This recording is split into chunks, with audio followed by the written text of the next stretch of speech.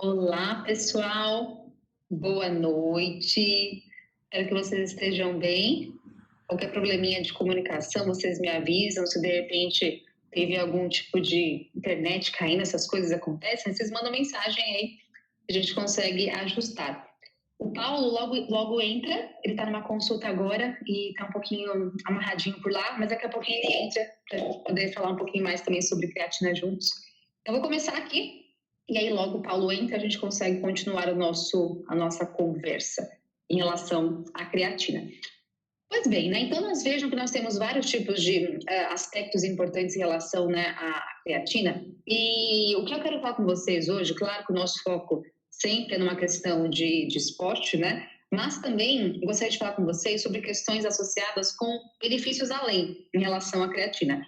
Afinal, cada vez mais ela tem uma influência positiva em vários aspectos, não só em relação ao esporte, mas também em relação à saúde. E é por isso que é um dos suplementos que a gente mais encontra evidência científica, né?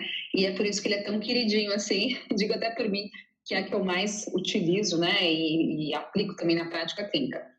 Pois bem, então vejo que para que a gente entenda, né, a creatina, é importante começar do começo. Então vejam que existe uma síntese de creatina, especialmente no fígado, no rim e no pâncreas. Hoje a gente sabe que esses são os lugares principais, mas até tem também produção cerebral de creatina, para vocês verem o quanto ela é importante. E vejam que ela tem uma síntese que é baseada em aminoácidos como arginina, glicina e metionina. E vocês vão ver que a gente, claro, consegue consumir a creatina já disponível em alguns alimentos, especialmente aí carne vermelha e frutos do mar, como vocês podem ver aqui nessa tabela, mas obviamente que nós podemos sintetizá-la endogenamente. Então vejam que nós temos aqui nesse caso a arginina, nós temos então a conexão, a união com glicina, e vejam que tem uma enzima que é importante para a gente, e eu vou te falar o porquê que ela é importante daqui a pouquinho, mas confira.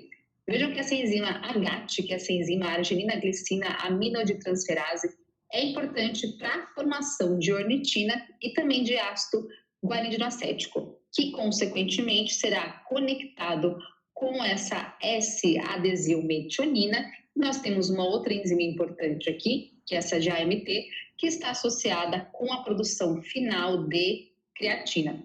Então vejam que nós temos essa etapa para a produção de creatina e é importante saber que o nosso músculo seco, se ele for pesado, se isso for possível, né, nós temos por volta de 2/3 desse músculo é fosfocreatina e 1/3 é creatina livre. Então tá vendo aqui que tem uma ação em relação a fosfocreatina e creatina. Qual que é essa jogada em relação a creatina e fosfocreatina? Mais ou menos assim, quando nós temos uma questão de contração muscular, existe uma quebra de ATP. Então, esse ATP ele é quebrado em ADP mais fosfato inorgânico, como está aqui, ó, como vocês podem ver aqui ou também no texto. Então, nós temos na contração muscular a quebra do ATP mais ADP e o fosfato inorgânico. Isso é um ponto importante para energia, para formação, para que exista a contração muscular adequada. E aí vejam que nesse processo nós temos uma participação interessante da creatina.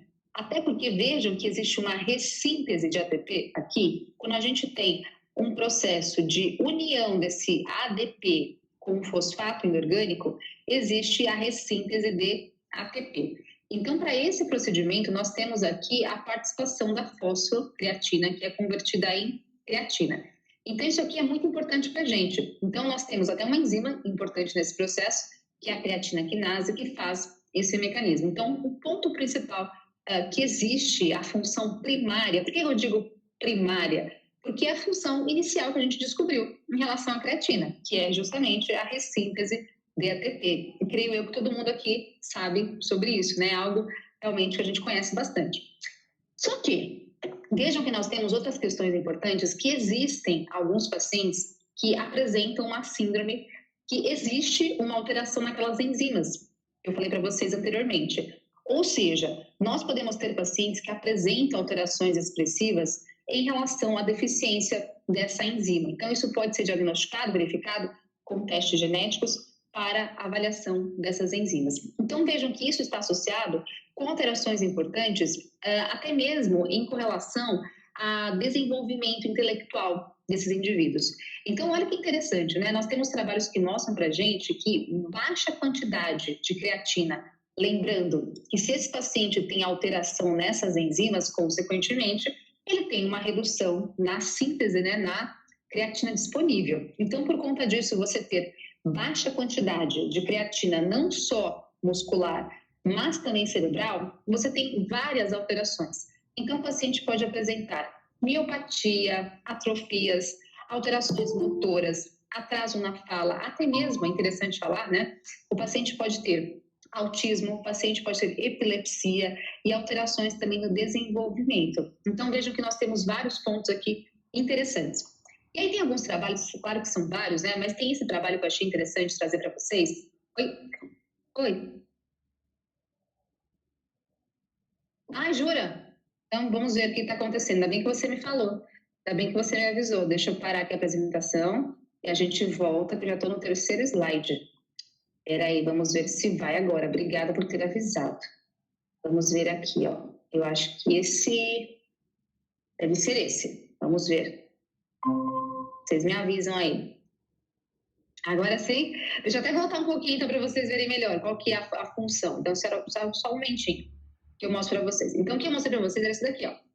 Então, nós temos toda uma conexão, a arginina com glicina, a enzima GAT nesse ponto, formando ácido guanidinoacético, a enzima GAMT formando a creatina. Então, vejam que essa é a via metabólica de produção de creatina. Então, é assim que acontece a síntese endógena no nosso corpo, né? Então, existe toda essa maquinaria para a produção de creatina. E como eu falei, nós temos, então, um processo importante de dessa creatina estar associada com uma ressíntese de ATP. Então, foi isso que eu falei para vocês, vocês não estavam vendo aí os slides, né? Mas, enfim, então, vejam que nós temos, então, uma questão interessante com essa redução da creatina formada, pode ter uma correlação com alguma síndrome, com uma alteração realmente nessas enzimas que estão associadas com a produção de creatina. E aí, esse trabalho trouxe para a gente, então, o seguinte: por volta de 0,3 a 0,8 gramas de creatina por quilo de peso corporal por dia. Foram 48 crianças que foram avaliadas e elas têm deficiência dessa enzima GAMT, que está associada com a produção da creatina. E verificaram que essas crianças já tinham alterações, tanto no desenvolvimento intelectual, atraso na linguagem, epilepsia e alterações também no movimento. Questões motoras, né? E verificou-se que essas crianças que foram tratadas, claro que nós tínhamos vários graus, né? Tanto leve, moderado, quanto mais severo em relação a esses sintomas, mas verificou-se que essas crianças tiveram melhorias bem interessantes em relação aí ao consumo da creatina. Então, mais uma vez, mostrando para a gente aí o quanto que a gente pode ter um efeito interessante da creatina, até mesmo numa questão neural. E pensando numa questão de esporte, né, o porquê que a creatina ela pode ser interessante, como nós já vimos, a questão do ATP, mas isso tem uma justificativa em relação às vias de formação de energia celular. Claro que nós temos várias vias que são anaeróbicas, vias que são aeróbicas, vias que dependem de glicose, de lipídio, enfim, várias vias metabólicas. Mas nós temos uma questão interessante aqui. Vejam que de 0 a 4 segundos, quando você começa algum tipo de exercício, nós usamos aqui preferencialmente, lembrando que as vias acontecem a todo momento, mas algumas são mais preferenciais do que outras. Então, nesse momento, 4 segundos até 4 segundos, nós temos utilização de ATP. De 4 a 10 segundos, nós temos aqui uma via que é mais importante, que é a via ATP-CT, que é a via que tem uma associação, então, com creatina fosfato.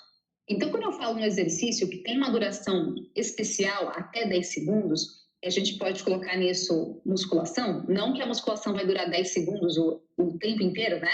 Mas a cada série que você faz, você gasta por volta disso, um pouquinho menos, um pouquinho mais, enfim, claro que depende. Mas, pensando nesse propósito, a creatina é muito interessante porque ela consegue, então, ressintetizar esse ATP. Ela consegue unir o ADP mais o fosfato inorgânico e, consequentemente, ressintetizar o ATP e, consequentemente, estimular esse processo, o que é interessante especialmente para exercícios que têm essa duração.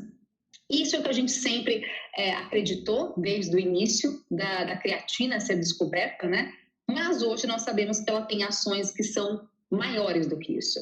Então, não é só nesse aspecto primário que ela atua, mas em vários outros sentidos também. Já vou te falar um pouquinho mais sobre isso mais adiante. Mas em relação a protocolos, né, de consumo, nós temos vários protocolos, mas um dos mais que são utilizados aí e aplicáveis é justamente esse. A gente pode pensar no protocolo inicial de carregamento, também conhecido aí como saturação, onde nós podemos preencher mais rapidamente o músculo desse indivíduo. É como se fosse um copo com água, né? Então, você tem um copo com água, você vai encher nesse copo ou mais devagarzinho, ou você vai encher esse copo realmente muito mais rápido. Ou seja, eu posso pensar em começar a prescrição de creatina com o protocolo de manutenção, que é um protocolo mais brando, mais baixo, e eu vou demorar mais tempo para encher esse músculo. Ou, de repente, eu posso começar com o protocolo de carregamento e depois passar para um protocolo de manutenção. Para quem que eu faço cada um desses protocolos? De repente, é um paciente sedentário que chegou agora para a academia, um paciente que vai começar um exercício agora, não teria necessidade absoluta ele começar já com carregamento. Ele nem sabe qual que é o exercício que ele faz direito, aquele paciente que precisa de muito ajuste. Então, não precisaria fazer um protocolo de carregamento. Mas se é um paciente, de repente, voltou de um tempo que ele estava afastado do esporte, ele parou de tomar creatina, e de repente é um paciente já muito adaptado, de repente a gente pode pensar num protocolo aí de carregamento para encher rápido esse músculo e ele ter o benefício mais rapidamente. Normalmente, então, nós fazemos uma dosagem de 0,3 gramas de creatina por quilo de peso corporal, ou também um protocolo mais rápido, mais fácil, mais abrangente, de 20 gramas por dia. A gente pega essa quantidade total e a gente fraciona em 4 doses, ou seja, se forem 20 gramas, nós temos aí 4 doses de 5 gramas, né, ao longo do dia, e a gente vai encher, vai saturar esse músculo por volta de 4 a 5 dias. E aí depois eu passo para o protocolo de manutenção, ou seja, 0,06 gramas de creatina por quilo de peso corporal por dia, por volta aí de 3 a 5 gramas por dia, uma vez ao dia. Até nós temos alguns outros trabalhos interessantes que eu vou te mostrar mais adiante, que mostram doses maiores do que 0,06. Então, a gente tem muito trabalho interessante que mostra 0,1 gramas de creatina por quilo de peso corporal. Então, existe uma possibilidade de aumentar essa dose de acordo com atletas, de acordo com pacientes com uma massa muscular mais desenvolvida, ou até mesmo pacientes idosos. Então, também tem possibilidades maiores, né, com quantidades maiores. E aí a outra dúvida é, como que a gente faz essa prescrição de creatina em relação ao momento do dia? Na verdade, pode ser qualquer hora.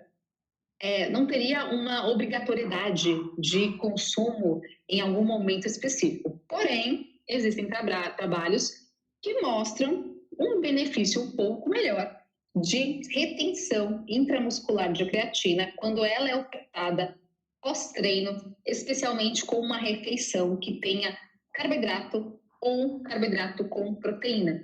Então, esse trabalho, que ele é bem famoso, ele mostra para a gente o seguinte, né? Que você consegue sim aumentar a creatina intramuscular, mas se você coloca pós-treino junto com carboidrato, realmente você tem um benefício aí adicional. Então, a questão é, se o paciente ele lembra de tomar após o treino, maravilha. Se o paciente não lembra e ele enfim, esquece por algum motivo, tudo bem, pode ser outro momento. Mas se for realmente após o treino junto com o carboidrato, é mais interessante. Então, vejam só, aqui nós temos outro trabalho interessante que traz para a gente em pacientes uma idade um pouquinho mais avançada, né? Então, pacientes com acima de 50 anos de idade fizeram um treino de força e vejam que aqui, ó, nós temos uma dose maior de creatina, 0,1 gramas por quilo de peso corporal.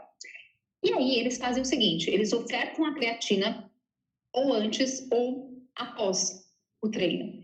E eles verificaram que existiu um aumento de massa muscular comparando os grupos, né? Então, antes do treino, após o treino, e também o placebo, que seria nada, né? Então, seria a maltodextrina, por exemplo.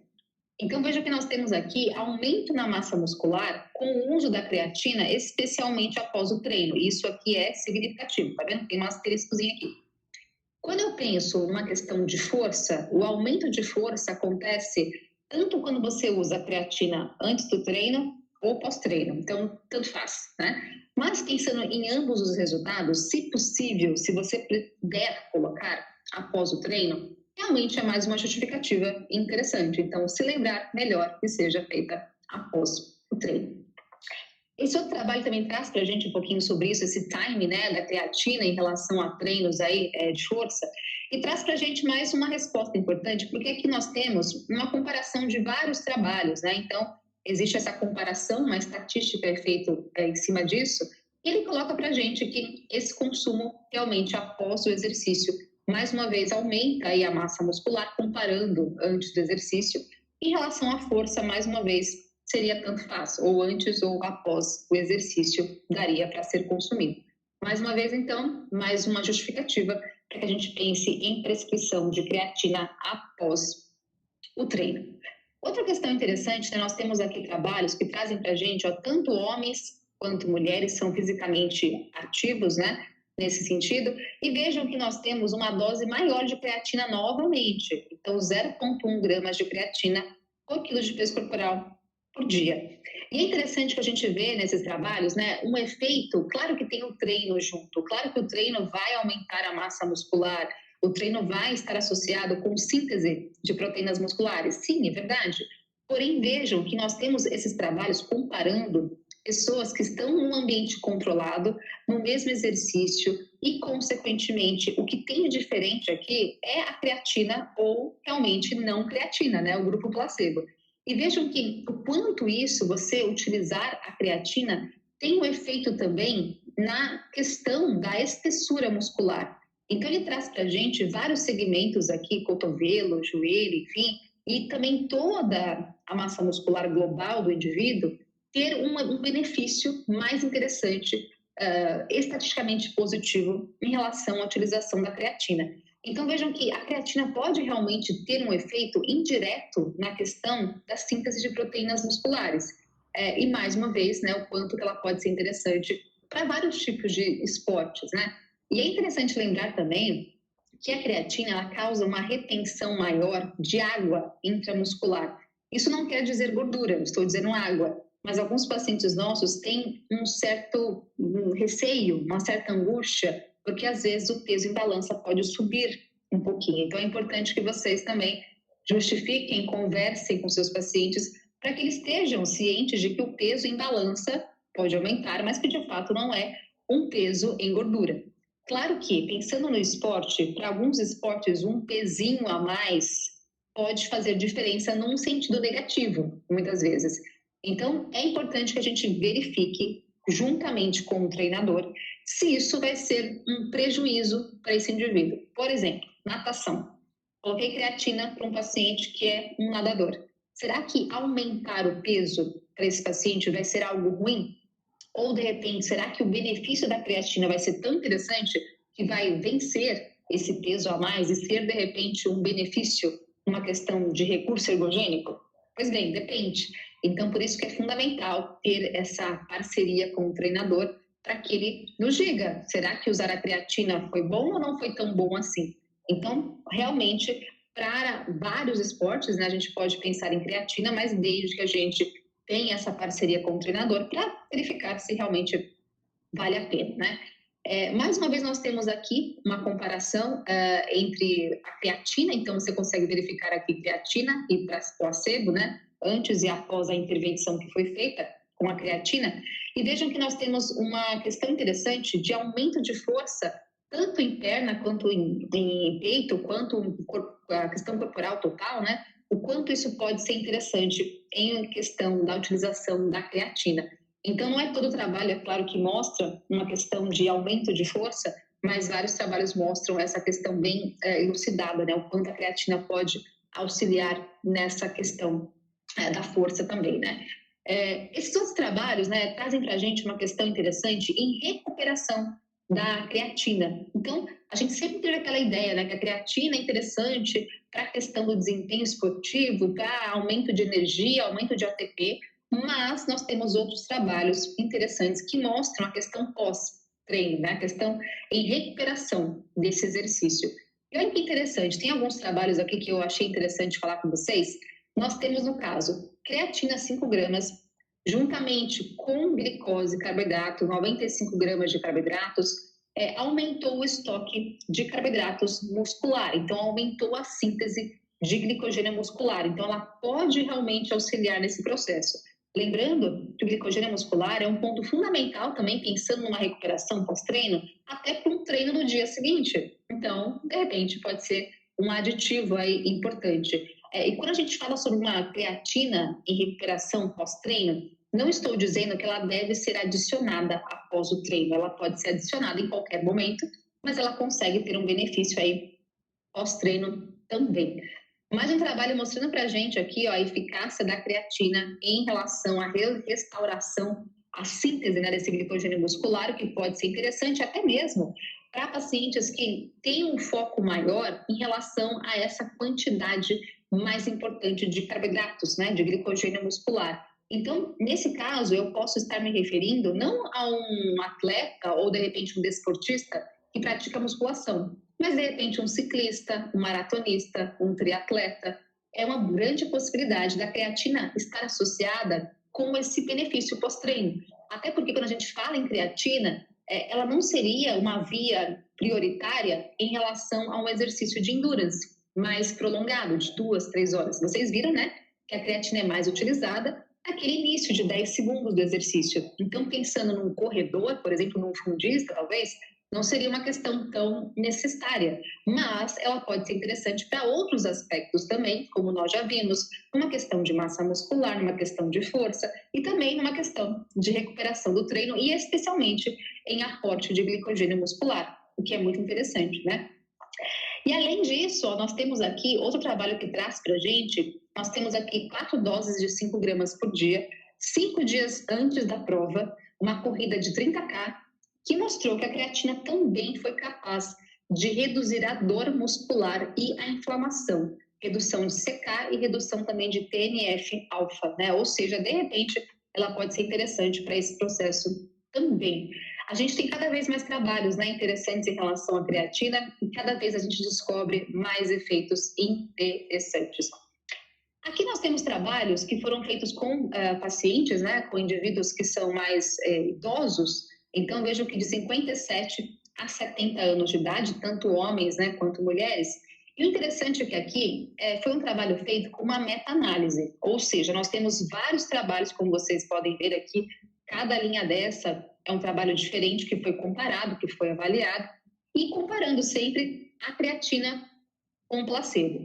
E mesmo então, nesses pacientes que são com uma idade um pouquinho mais avançada, a gente verificou, a gente não, eles, né, verificaram que nós temos então no treino de força, por volta aí uma média de 2 a 3 vezes, 2 a 3 dias, né, por semana, nós temos aqui no caso um benefício em relação à quantidade de massa muscular. Claro que o treino também é fundamental para isso, obviamente, não é só tomar creatina, né? Mas vejam que teve um benefício quando comparado com o placebo. Então, um ponto importante para pacientes idosos, lembrando que pacientes idosos têm uma chance maior de sarcopenia, de redução de massa muscular. Então, vejam a importância disso também. E até mesmo, né, pensando numa questão de força, que foi maior tanto em membros superiores quanto em membros inferiores. E quando a gente fala num paciente com uma idade um pouco mais avançada, isso é um ponto muito importante e determinante para tarefas do dia a dia. Então, de repente, amarrar um cadarço, ou de repente pegar um neto no colo, pegar um saco de arroz no mercado, enfim, coisas que podem ser tão bobas para a gente, né, tão triviais, mas, na verdade, para um paciente com uma idade um pouco mais avançada, pode ser um determinante muito importante para a vida dele. Ou seja, creatina, mais uma vez, super interessante aí para os nossos pacientes idosos também. Esse trabalho é bem interessante porque, né, ele traz para a gente algumas explicações em relação a algo que vai além, em relação à creatina estar associada com a hipertrofia muscular, com a síntese de proteínas musculares especialmente, né? Então, vejam que ela pode ter um bloqueio na miostatina. A miostatina é um tipo de proteína associada com degradação muscular. Então, se eu bloqueio a miostatina, consequentemente, eu tenho menor catabolismo, menor quebra, né, muscular. Então, isso é bem interessante. Ativação de células satélites associadas com essa questão de síntese de proteínas musculares, ela também tem um envolvimento importante na via do IGF-1, aquela via clássica, né, via de ativação da AKT e especialmente da mTOR, também associada com esse processo de síntese de proteínas musculares. Até então, ela consegue também impedir, bloquear vias associadas com maior produção de espécies reativas de oxigênio e, como a gente já falou, né, uma questão também de glicogênio aí muscular, ela pode ser interessante, até mesmo bloquear a via da FOXO, que está associada com degradação muscular, ou seja, nós temos várias vias muito além do que a gente falou numa questão de ressíntese de ATP. Então, nós temos vários benefícios em relação a isso. E claro que combinado com exercício, mecanotransdução, combinado com aminoácidos, especialmente leucina, uma combinação de proteínas adequadas, eu tenho cada vez um estímulo melhor para a síntese de proteínas musculares. Então, vejam que a creatina realmente auxilia bastante aí nesse processo, né? Esse outro trabalho, mais uma vez, com pacientes aí mais idosos, né? Então, vocês podem ver aqui de 59 a 77 anos de idade. Vejam que a dose também é maior. Nós temos 0,1 gramas de creatina por quilo de peso corporal por dia, associado com proteína. Afinal, a proteína também é super importante, né? Então, vejam que nós temos aqui a creatina com a proteína. Então, vejam que essa é a questão, né? E nós temos 0,3 gramas de proteína por quilo de peso corporal. Na verdade, aqui foi por refeição, que foi ofertada, né, ao longo do dia uma quantidade maior. Então, vejam que aqui nós temos um aumento na massa muscular desses indivíduos, aumento na força e também um ponto bem interessante, que nós tivemos uma redução na reabsorção óssea. Então, numa questão de saúde óssea, é um ponto bem interessante a ser considerado. Essa questão da creatina associada com a saúde óssea é um ponto ainda que vem com mais estudos para ter uma grande comprovação em relação a isso, mas até então os trabalhos que foram feitos mostram grandes benefícios em relação à creatina, não só numa questão muscular, mas também uma saúde óssea para esses indivíduos. Então, realmente é um ponto que pode ser interessante, especialmente para pacientes aí mais idosos. Além disso, nós temos um outro efeito que eu achei bem interessante e tem tudo a ver com a creatina, que é a questão dessa tolerância ao calor. Qual que seria o ponto aqui, né? Nós temos pacientes que fazem exercícios aí em altas temperaturas e realmente é algo muito comum aqui no Brasil, né? Dependendo da região mais do que outras. Mas vejam que o processo de hidratação é um ponto fundamental. Até porque, para a gente conseguir ter uma boa performance esportiva, um bom rendimento esportivo, é importante que a gente tenha um processo de termorregulação corporal, né, interessante e adequado. E para isso, a manutenção de água corporal, ela é fundamental, até porque você tem todo um processo aí de transpiração. Se você tem uma desidratação maior, você termorregula menos e, consequentemente, seu desempenho cai. E não só desempenho, né? Isso pode estar condizente com até acidentes mais importantes, com até episódios aí não tão interessantes desses pacientes. Ou seja, hidratação é um ponto que é fundamental. Vejam que aqui nós temos essa questão que foi associada, vejam que nós temos aqui o trabalho que mostra pra gente, né? Então, nós temos antes e após a suplementação, antes é branquinho, né? E o após é esse cinza. Nós temos aqui a creatina e placebo. Vejam que placebo não muda nada, tudo igual, né? Mas a creatina realmente tem uma modificação em relação a isso. Qual que é a questão? Vejam que nós temos, nesse caso, uma prescrição de 0,3 gramas de creatina por quilo de peso corporal durante 7 dias, e eles fizeram um pedal, bike, por 35 minutos no calor, 37 graus Celsius. A creatina foi interessante para aumentar a performance desses indivíduos. Isso porque ela consegue reter mais água intramuscular. E nesse sentido eu consigo manter mais essa hidratação do indivíduo e pode ser um ponto interessante, pensando nessa tolerância ao calor especialmente. Então, é mais um ponto interessante para a creatina. E não é só esse trabalho que mostra, tem vários aqui embaixo que vocês podem ver em relação a isso. E esse outro, mais uma vez, 20 gramas de creatina, 7 dias, mais uma vez foi a bike, 30 graus Celsius basicamente. Nós tivemos aumento de água intracelular, melhores respostas a questões aí termorregulatórias, temperatura corporal, transpiração do paciente, ou seja, deu uma hiperidratação nesse indivíduo, e pode ser um ponto importante para pacientes que fazem exercícios aí em temperaturas mais altas, seja uma corrida, uma bike, por aí vai, né? Então, é mais uma possibilidade interessante aí da creatina. Outro ponto que eu acho muito interessante e que casa com muito paciente que apresenta diabetes, um paciente com pré-diabetes, seja um paciente idoso, um paciente jovem, é a questão da creatina associada com esse benefício. Então, vejam que nós temos aqui trabalhos que mostram, no caso, né, são homens e mulheres com pré-diabetes, eles são sedentários, né?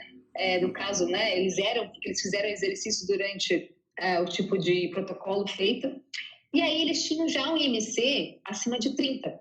E foi ofertado apenas 5 gramas de creatina durante 12 semanas. Fizeram exercício, obviamente, né? Vejam que tem esse protocolo de exercício que foi feito.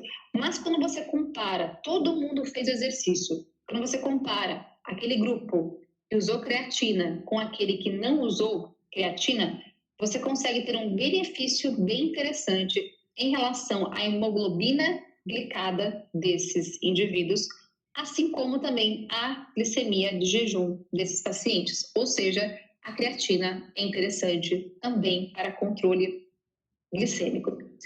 Vejam que a creatina tem uns efeitos em relação ao controle glicêmico que é bem interessante porque ela consegue, então, lembrando que nós temos todo um processo, né, onde existe uma maquinaria fisiológica em relação ao estímulo na secreção de insulina. Essa insulina, ela tem uma ação importante em várias células, né, em todas, na verdade. E aí, quando a gente fala em músculo, especialmente, essa insulina tem uma via muito clássica, que é uma via de translocação de GLUT4 para a membrana plasmática, que, consequentemente, capta a glicose. E aí, qual que é a associação? Nós podemos ter um efeito da creatina tanto estimulando a secreção de insulina, mas especialmente numa questão de retenção hídrica, como nós já falamos, né, intramuscular, e essa retenção hídrica, ela pode estar associada com a ativação de uma via da AKT, que é uma via que está associada com essa translocação de GLUT4. Então, lembre-se que a insulina, quando se liga no seu receptor, ela também tem uma via de estimulação da AKT, que transloca GLUT4. Então, a creatina tem uma via adicional, ou seja, ela consegue, por meio da retenção hídrica, estimular essa translocação de GLUT4 e, consequente, captação de glicose. Ou seja, é um ponto interessante aí. E aliado ao exercício, vocês lembram que a contração muscular, ela também faz esse papel. Então, quando você tem a contração muscular do exercício, você tem, consequentemente, uma ativação da via da AKT também, por conta de uma redução de ATP, aumento de ADP. Isso está associado com a ativação da AKT, então isso também leva a um controle glicêmico melhor. Ou seja, um paciente que faz exercício, que tem essa possibilidade, ele vai ter duas vias aí importantes, seja da contração muscular, seja da utilização da creatina, para essa melhor captação de glicose. Então, é um ponto aí interessante para os nossos pacientes que apresentam aí diabetes tipo 2, especialmente, né? É uma boa correlação, né? Uma boa pedida. Então, vale a pena realmente.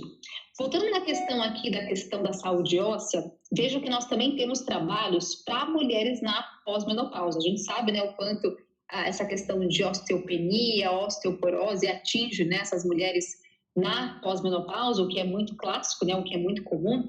E vejam que nós temos aqui, mais uma vez, trabalhos com mulheres com uma média de 53,5 anos, dose de 0,1 gramas de creatina. Perceberam que essa dose, 0,1 gramas, ela é muito associada, né, com várias questões clínicas, especialmente. Então, de repente, pode ser uma dose que a gente utiliza em doses maiores, né, para esses pacientes que necessitam de uma resposta melhor. Elas fizeram treino também de força, obviamente, e ao longo de um ano completo foi verificada essa questão da densidade mineral óssea nessas mulheres. E claro que o grupo da creatina também teve uma redução, mas quando você compara com o grupo placebo, essa redução foi menor, né? Foi mais branda. Ou seja, de repente pode ser um ponto interessante aí para essa questão da saúde óssea também. Ou seja, né, vários tipos de artifícios, vários tipos de estratégias que nós podemos pensar.